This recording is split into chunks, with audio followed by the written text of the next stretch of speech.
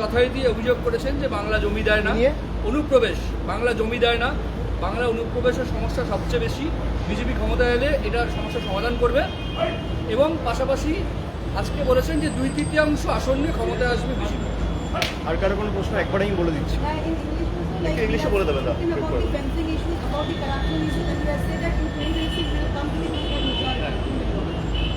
আর কারো কোনো প্রশ্ন নেই? নাগরিকত্ব দেওয়া। দেখুন, এই চিত্রনাট্য তো প্রায় আমরা 5 বছর ধরে দেখছি, আর একই ক্যাসেট প্রায় বাজিয়ে গেছেন। আমি জানি না উনি বেঙ্গলের পলিটিক্স কতটা ফলো করেন। উনি অনুপ্রবেশ নিয়ে যে কথাগুলো বলেছেন, আমি অমিত শাহকে অনুরোধ করব যে দয়া করে ওনার রাজ্যসভার এমপি দুদিন আগে যে বক্তব্য রেখেছেন অনন্ত মহারাজ, তার কথাটা মন দিয়ে শুনতে। 2 মাস আগে তাদেরই লোকসভা এমপি জগন্নাথ সরকার যে কথাটি বলেছে সেই কথাটি মনোযোগ দিয়ে শুনতে। আমি বলছি না 50 জনের বেশি বিজেপির এমএলএ যে রাজ্যসভার সাংসদকে পদ্মফুল চিহ্নে জিতিয়ে রাজ্যসভায় পাঠিয়েছে, সেই বিজেপির সাংসদ অনন্ত মহারাজ বলছেন যে দেশের স্বরাষ্ট্রমন্ত্রী হচ্ছে সবথেকে বড় ঘুষপেটিয়ার পাকিস্তানি। আমার কথা না, যে বিজেপির সাংসদকে বিজেপির বিধায়করা নির্বাচিত করে সংসদে পাঠিয়েছে সেই বিজেপির সাংসদ বলছে। 2 মাস আগে লোকসভার সাংসদ রানাঘাটের জগন্নাথবাবু সে বলছে যে বিজেপি যদি বাংলায় ক্ষমতায় আসে তাহলে আর বর্ডার বলে কিছু থাকবে না। সেই বর্ডার অমিত শাহ সিকিউর করার জন্য মমতা বন্দ্যোপাধ্যায়কে দায় দিচ্ছে। যে বিজেপি দলের সাংসদ বলছে যে যদি বাংলায় বিজেপি ক্ষমতায় আসে তাহলে ওপার বাংলা আর এপার বাংলায় এক করে দেবো, কোনো কাঁটাতারের বেড়া আর থাকবে না। কে বলছে? জগন্নাথ মজুমদার। আমি বলছি না, তৃণমূল বলছে না, বলছে বিজেপির নির্বাচিত সাংসদ। বিজেপি কি তার বিরুদ্ধে কোনো শোকজ নোটিশ সার্ভ করেছে? বিজেপির সর্বভারতীয় সভাপতি বা দলের নেতৃত্ব কি তাকে দল থেকে বহিষ্কার করেছে? বিজেপির নেতৃত্ব তার বিরুদ্ধে কোনো রকম কোনো ব্যবস্থা নিয়েছে? এখনো পর্যন্ত রাজ্যসভার সাংসদ অনন্ত মহারাজকেও শোকজ করা হয়নি, আর আমি যতদূর জানি জগন্নাথবাবুকেও শোকজ করা হয়নি। তা অমিত শাহ আগে তাদের দলের বিধায়ক লোকসভা এবং রাজ্যসভা তাদের সাথে কথা বলুক, তারপর এসব বলুক। আর যে সমস্ত এইসব চিত্রনাট্য আমাদের দেখাচ্ছে যে ঘুষপেটিয়া, আরে আপনি দেশের স্বরাষ্ট্রমন্ত্রী, দেশের রাজধানীতে বিহার নির্বাচনের 4 দিন আগে বিস্ফোরণ হয়েছে, দায়ী কার? দিল্লিতে মমতা ব্যানার্জির সরকার।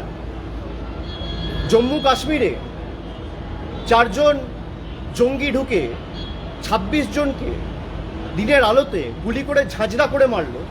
জম্মু কাশ্মীরে পুলিশের দায়িত্বে কে রয়েছে? ইউনিয়ন মিনিস্ট্রির আন্ডারে রয়েছে পুলিশ। বর্ডারের পাহারায় কে দায়িত্বে রয়েছে? বিএসএফ। তাহলে একদিকে বিএসএফ আপনার স্বরাষ্ট্র মন্ত্রকের অধীনে, অন্যদিকে দিল্লি পুলিশ থেকে শুরু করে জম্মু কাশ্মীর পুলিশ আপনার স্বরাষ্ট্র মন্ত্রকের অধীনে। তাহলে দিল্লিতে কেন হলো? জম্মু কাশ্মীরে পেহেলগামে কেন হলো? এর দায় কার?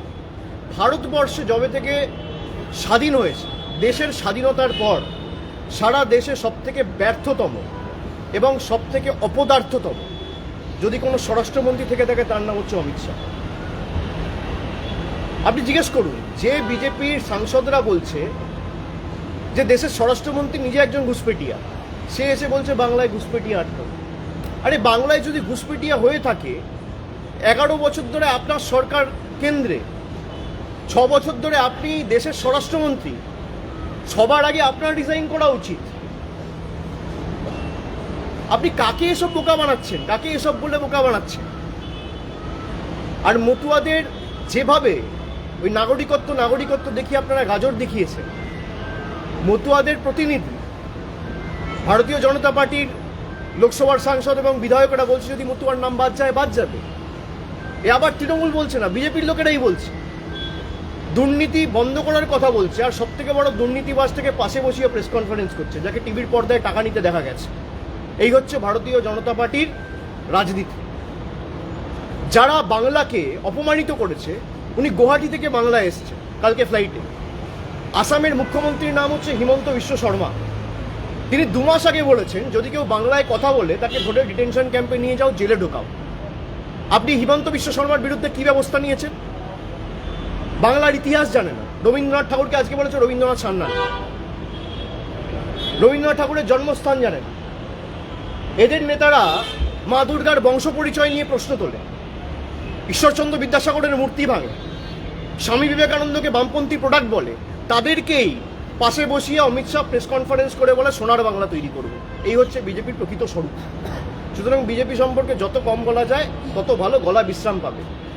গত নির্বাচনে এরা নির্বাচনের আগে পরিযায়ী পাখির মতো আসে। যখন বাংলার মানুষ 100 দিনের টাকা পায়নি, হা করে চিৎকার করেছে, তখন একদিন এসে মানুষকে রিলিফ দেয়নি। আজকে 2 মাস পর নির্বাচন, তাই হঠাৎ করে বাংলার কথা মনে পড়েছে। পরিযায়ী শ্রমিক, পরিযায়ী পাখির মতো। আজকে পরিযায়ী শ্রমিক থেকে শুরু করে বয়স্কদের যেভাবে হ্যারাস করা হচ্ছে এসআইআর এর নাম করে, আজকেও একজন রামনগরে মারা গেছে, গতকালও একজন রানীবাদে মারা গেছে। রোজ সকালে একটা করে মৃত্যু সংবাদ। কটা বিজেপির নেতা সাংসদ গেছে এই মানুষগুলোর পাশে দাঁড়াতে? যারা মারা গেছে তারা ঘুষপেটিয়া, যাদের নাম বাদ পড়েছে। নির্বাচন কমিশন কেন এখনো পর্যন্ত তালিকা প্রকাশ করে প্রমাণ করতে পারছে না এদের মধ্যে কজন রোহিঙ্গা ছিল, কজন বাংলাদেশি ছিল? আজকে দেখলাম স্বরাষ্ট্রমন্ত্রী রোহিঙ্গার বাংলাদেশি নিয়ে কিছু বলছে না। এতদিন এসে খালি বলতো রোহিঙ্গার বাংলাদেশ। বাংলাকে অপমান করার যে চক্রান্ত, ষড়যন্ত্র, বাংলাদেশি বলে দাগিয়ে দেওয়া, বাংলাকে অপমানিত করা, বিজেপি শাসিত রাজ্যে বাংলার মানুষগুলোকে ধরে ধরে তাদের উপর অত্যাচার করা। 2 দিন আগেও আপনারা দেখেছেন দক্ষিণ দিনাজপুরের 2 জন যুবক আমার সাথে দেখা করতে এসেছে। একজনের নাম অসিত সরকার, একজনের নাম গৌতম বর্মন। একজনের বাড়ি তপনে আর একজনের বাড়ি কুমারগঞ্জে। সে ছেলেটা এসে আমাকে বলছে, দাদা আমি বিজেপির বুথ সভাপতি। আপনারা শুনুন, এটা ইন্টারেস্টিং। বলছে আমি বিজেপির বুথের সভাপতি। আমাদের লোকসভা সাংসদের নাম সুকান্ত মজুমদার। আমি বম্বেতে চাকরি করছি আজকে প্রায় 20 বছর। আমাকে মহারাষ্ট্রের পুলিশ ধরে নিয়ে থানায় ঢোকালো। আমি আমার বাড়িতে ফোন করে বউকে বললাম সুকান্ত দার সাথে গিয়ে কথা বলবো। আমার বউ গিয়ে হাউমাউ করে কেঁদেছে, একটা ফোন করেনি পর্যন্ত। মহারাষ্ট্রের সরকার বিজেপি, আর বালুরঘাট সাংসদের নাম হচ্ছে সুকান্ত মজুমদার। এই হচ্ছে বিজেপির প্রকৃত স্বরূপ। বলছে আমাদের একমাত্র দোষ আমরা বাংলায় কথা বলেছি। বিনা কারণে, কোনো রকম কোনো কারণ ছাড়া আমাদেরকে 7 মাস জোর জবরদস্তি জেল খাটিয়েছে। এরকম ভুড়ি ভুড়ি উদাহরণ রয়েছে, 1000-এর উপর কেস রয়েছে। আর সব বিজেপি শাসিত রাজ্য, হয় উড়িষ্যা, নয় মধ্যপ্রদেশ, নয় ছত্তিশগড়, নয় রাজস্থান, নয় দিল্লি, নয় মহারাষ্ট্র। অমিত শাহ জবাব দেবে? আপনারা সাংবাদিকরা প্রশ্ন করেন না কেন? মিডিয়া হাউসের চাপ আছে আমি জানি, কিন্তু প্রশ্ন করতে তো অসুবিধা নেই, প্রশ্ন করুন।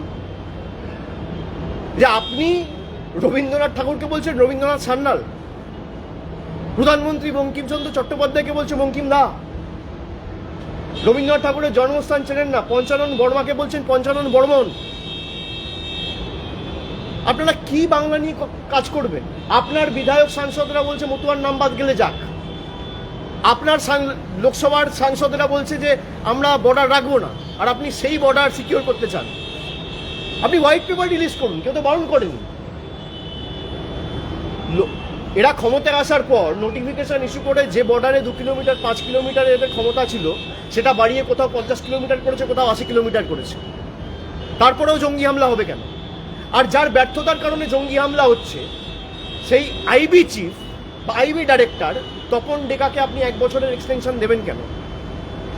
তার মানে এই যে ঘটনাগুলো ঘটেছে, আপনাদের কি কোনো কম্পালশন রয়েছে? কিছু তথ্য লুকানোর চেষ্টা করছেন, যে কারণে যাদের ব্যর্থতার কারণে মানুষ মারা যাচ্ছে তাদেরকে এক্সটেনশন দিচ্ছে? আমার প্রশ্ন খালি এটুকু। আর বাকিটা আমি অনুরোধ করব, বাংলায় এসছেন, বাংলার শীত উপভোগ করুন, বাংলার রসগোল্লা খান। এমনি বাংলার মানুষ লাড্ডু দেবে 3 মাস পরে। বাংলার আলু পোস্ত ভাত খান। দিল্লির থেকে বাংলার হাওয়া ভালো, AQI ভালো। দিল্লিতে 500-র উপরে, তুলনামূলকভাবে আমাদের পরিবেশ অনেক ভালো। আপনি নিঃশ্বাস প্রশ্বাস ভালো করে বাংলায় নিন, প্রাণায়াম করুন। আর খালি নির্বাচনের আগে নয়, প্রতি মাসে বাংলায় আসুন, বাংলার মানুষের কথা শুনুন, পারলে বাংলার মানুষের পাশে দাঁড়ান। অনেক ধন্যবাদ।